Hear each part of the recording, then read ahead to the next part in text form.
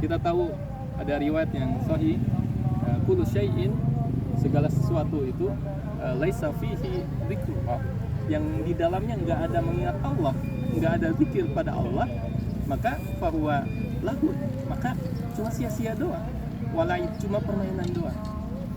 Tapi kemudian dikecualikan segala macam yang kemudian permainan ya, yang kemudian kita lakukan itu ada yang kemudian mengandung zikrullah, mengingat Allah. Apa tuh? Illa arba', kecuali 4 hal. Yaitu yang pertama bercanda dengan istri, insyaallah la quwata illa billah. Ya. Ini jadi ibadah luar biasa. Kemudian yang kedua juga berkuda, kemudian bolak-balik jalannya kita dari tempat syuting memanah ke face target.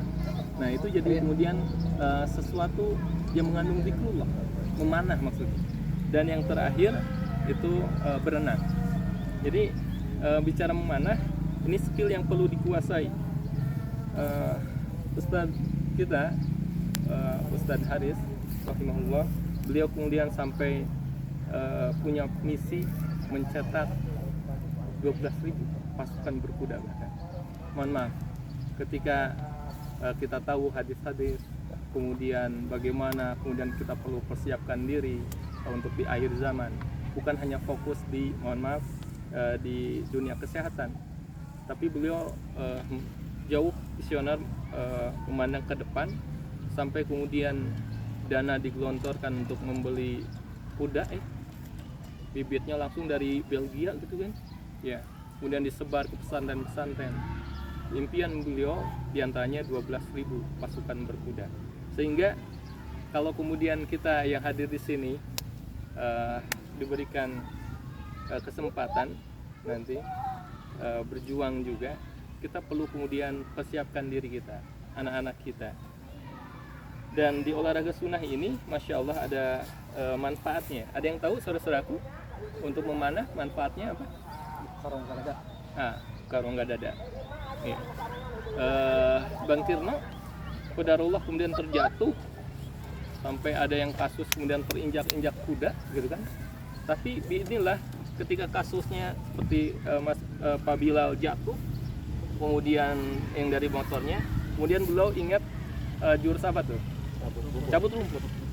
Jadi masya Allah, si rusuk itu kemudian normal lagi, biidznillah. Khusus Bang Kirno ini kemudian ketika pernah terjatuh, tertimpa kuda, bahkan semua udah panik, wah ini kayaknya, mohon maaf, nggak lama nih. Tapi biidznillah Allah berikan kesembuhan. Di antaranya hikmahnya karena beliau latihan memanah, sehingga kekuatan tulang, rangka, rongga dadanya, ya, kemudian fokusnya juga, biidznillah. Ini di antara manfaat memanah. Dan kita kenalan dulu sebelum praktek. Kalau standar, ya, ada busur standar. Ini yang dipakai buat lomba di tingkat nasional. Ya, cuma yang membedakan nanti, ya, kalau horsebow itu yang modelnya, stylenya gaya Arab, dia di sebelah kanan ya. Kalau standar dari mana? Kiri. Sebelah kiri. Ya sih, lengkap. Ada kekerannya, kemudian ada tempat rest arrow-nya. Kemudian perbedaan berikutnya, untuk tarikannya 3 jari. Untuk yang style barat ya, standar 3 jari itu, jari tengah, kemudian jari manis, kemudian jari telunjuknya di atas arrow, seperti ini. Ya. Ini limbs, ya istilahnya. Kemudian ini string, tali busur. Ini arrow, ada poinnya. Ini berbahan carbon fiber ya. Cuma dari pengalaman saya, ketika kita gunakan arrow yang dari bambu petung nih, lebih awet ya, dibandingkan yang kayu, lebih cepat patah. Ini juga kadang retak ya. Ini untuk yang standar bow. Kalau yang horse bow modelnya ada dua. Ini yang Turki, ya, Turki cirinya gitu. Kalau ini yang kayuan, ini yang Cina atau Tarta Mongol. Beda ya. Bentuknya bedanya dari mana tuh? Iya, oke. Keluar itu Pegangannya Iya, ya. betul. Limbsnya ya. Ini lebih nyeni kelihatannya gitu ya. Aduh. Adapun powernya, beratnya ini beda-beda.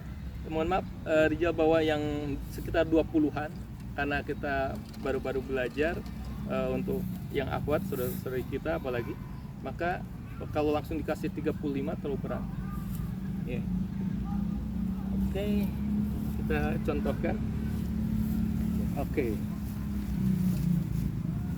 Posisi badan ketika memanah untuk yang standar nih, walaupun face targetnya di sana, posisi badan kita ke arah sana. cabut rumput ya. Cabut rumput gitu. Tapi nggak ke bawah ya. Nggak ngeliat kendor pantai lah ya. Enggak. Kemudian tangan kirinya depan lurus sih. Ya. Kemudian kita pasang dulu. Mohon maaf, tadi arrow nih, anak panah ada poinnya. Kemudian di sini ada knock. Knock itu tempat memasangkan arrow ke string, ke busur panah, ke tali busur, maaf. Seperti ini. Tadi stylenya Arab, ya, gaya memanahnya orang-orang Arab di sebelah kanan ya, bukan kiri. Kemudian untuk tarikannya gimana? Bukan 3 jari. Kalau yang 3 jari tadi gaya apa? Barat ya, itu standar. Kalau yang Arab jempol. Kemudian tentunya bayangkan kalau udah 50-100 syuting, wah udah ada pegel, bahkan sakit. Maka kita kunci pakai telunjuk. Seperti itu. Ahad. Seperti itu. Walaupun kalau kita lihat di buku, ternyata gayanya, madhabnya ada beda-beda madhab.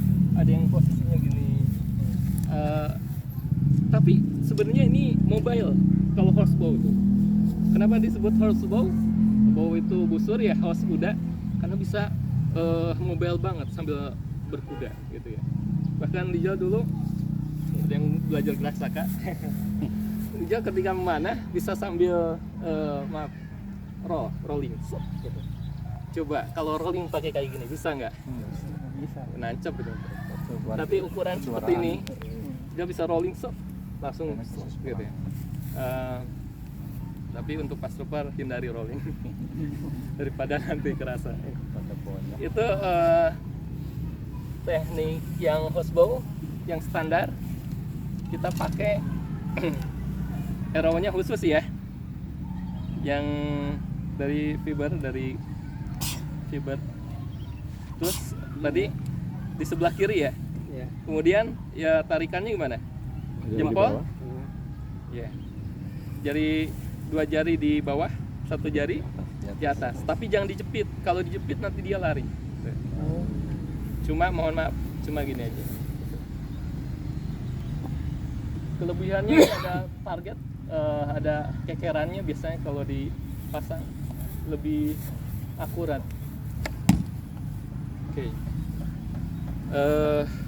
Ringan ya, masya Allah. Tapi lama-lama pasti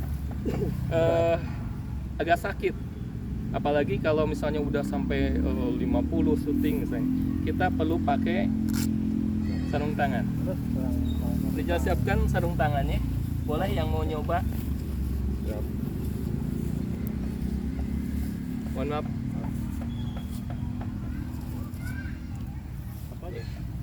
Oke, langsung kanan kiri. Oh, kanan kiri. Iya. Kenapa harus kanan kiri? Kalau ini supaya nggak sakit, tapi yang ini keren banget nih. Kalau ini nggak pakai sarung tangan nih, pengalaman di jalan, lecet di sini. Gesekan. Qadarullah, kalau naudzubillah, kalau misalnya ada yang pecah, makanya dicek dulu. Kalau pecah maaf, langsung usus. Baik, udah dipasang 3 orang ya. Mau berapa? 36. Ayo buat dibawa ke Turki.